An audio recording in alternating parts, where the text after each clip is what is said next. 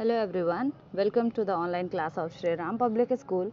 Myself Pragati Pandey, and today we are going to discuss the second part of chapter 1, that is environment. Students, till biotic and abiotic components we have discussed, and now we are going to see the second topic, that is natural environment. As you know that the things which are present in nature and are formed naturally are called natural environment, like land, water, air, plants and animals. These things comprises the natural environment. You are familiar with the meaning of lithosphere, hydrosphere, atmosphere and biosphere. आपने atmosphere, biosphere, lithosphere, hydrosphere पिछली class में पढ़ा होगा, लेकिन हम यहाँ पर एक बार और इसके बारे में डिस्कस करेंगे। लिथोस्फेयर, लिथो मीन्स होता है लैंड और स्फेयर मीन्स सराउंडिंग, मतलब जो लैंड की सराउंडिंग है वो लिथोस्फेयर होती है।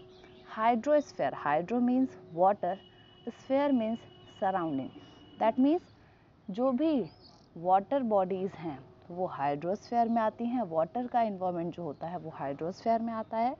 वेयर एज एटमॉस्फेयर, लैंड के ऊपर जो भी चीज़ें हवा में प्रेजेंट हैं यानी कि एयर, वो एटमॉस्फेयर का हिस्सा हैं। वहीं पर बायोस्फेयर, जो सब मिला करके, मतलब जो बायो मीन्स होता है लिविंग, मतलब जितनी भी लिविंग और चीज़ें हैं वो एक दूसरे के साथ किस तरह रहती हैं, कैसे हैं, सराउंडिंग में प्रेजेंट हैं, वो बायोस्फेयर में कही जाती हैं। Okay, environment, this word is French word. जो एनवायरनमेंट है वो एनवायरनर, ये एक फ्रेंच वर्ड है, उससे बना हुआ है, जिसका मतलब होता है neighbourhood. Okay, now lithosphere is a solid crust और the hard top layer of the earth. मैंने पहले बताया लिथो मीन्स लैंड, तो लिथोस्फेयर की जब भी बात की जाती है तो इसमें सॉलिड क्रस्ट, जो कि जो लैंड का टॉप मोस्ट पार्ट होता है, टॉप मोस्ट लेयर होती है, वो लिथोस्फेयर में आती है। It is made up of rocks and minerals and are covered by a thin layer of soil. ये रॉक्स और मिनरल से कवर्ड होती हैं और जिनमें थिन लेयर होती है सॉइल की। Okay, it is an irregular surface with various landform such as mountain, plateau, plains and valleys. ये एक इरेगुलर सरफेस है, जो आपको पता है जो हमारा अर्थ है उसका जो सरफेस है वो कहीं पर प्लेन है, कहीं पर माउंटेन है, कहीं पे प्लेट्यूज प्रेजेंट है। इंडिया को ही देख लीजिए, आपके यूपी में प्लेन है, वहीं पर आप एमपी में जाएंगे तो प्लेट्यूज हैं, जम्मू कश्मीर में जाएंगे तो वहाँ पे पहाड़ हैं। तो है तो वही लैंड, लेकिन ऊपर की जो लेयर है उस पर डिफरेंट टाइप ऑफ फॉर्मेशंस हैं। ठीक है, landform are found over the continent and also on the ocean floor. जो ये लैंड फॉर्म्स होते हैं ये ज़मीन पर, कॉन्टिनेंट्स में तो पाए ही जाते हैं, साथ साथ वाटर के अंदर जो समुद्र की जो सतह होती है नीचे की, उस पर भी पाए जाते हैं।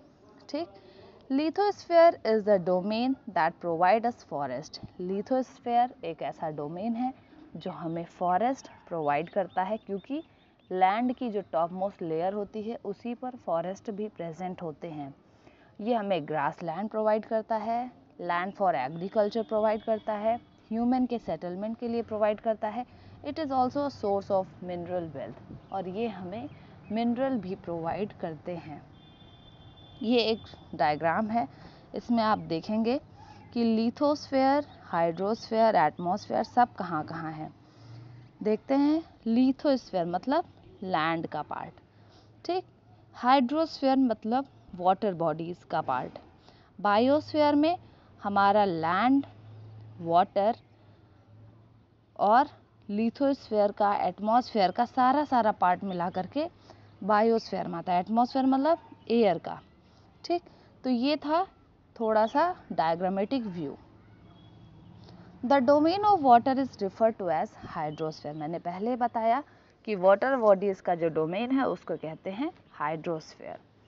It comprises various sources of water and different types of water bodies like rivers, lakes, seas, ocean etcetera.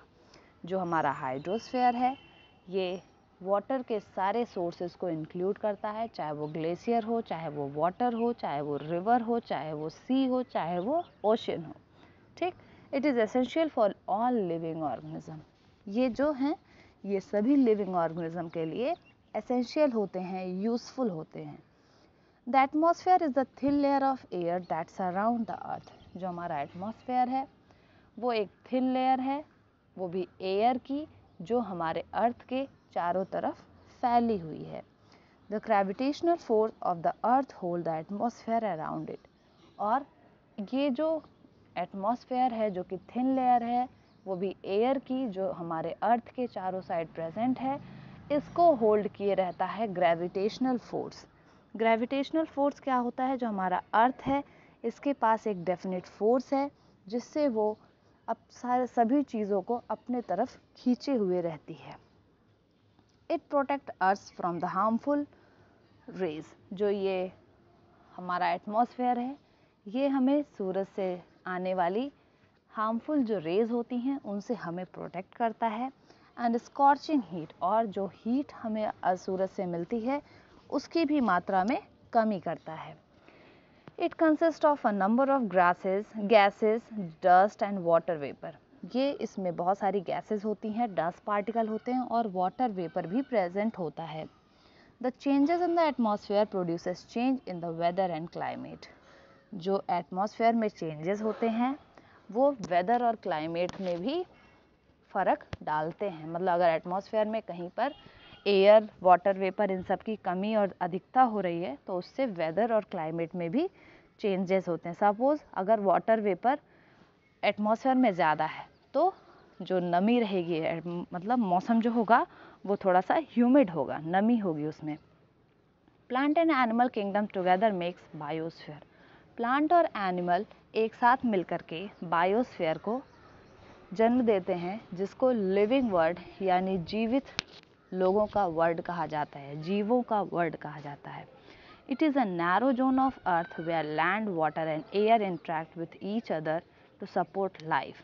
Biosphere एक ऐसा जोन है जहाँ पर लैंड, वाटर, एयर सब मिल करके एक जीव के रहने के लिए व्यवस्था करते हैं, एक ऐसा एटमॉस्फेयर क्रिएट करते हैं जहाँ पे एक जीवित व्यक्ति या जीवित जंतु जी सके। ओके, सो आज हमने एटमॉस्फेयर, लिथोस्फेयर, हाइड्रोस्फेयर, बायोस्फेयर के बारे में पढ़ा। Okay, we will discuss ecosystem in the next lecture. That's all for today, guys. Your assignment work is write a short note on all the topics discussed in today's lecture. Thank you, everyone.